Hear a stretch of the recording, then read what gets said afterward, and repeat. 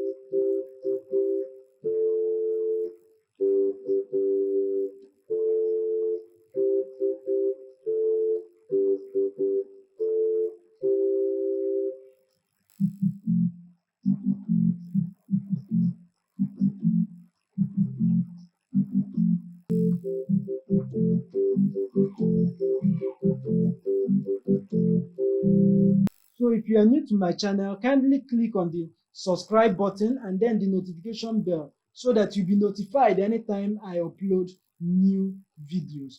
So if you find my video helpful, kindly click on the like button and share with your friends.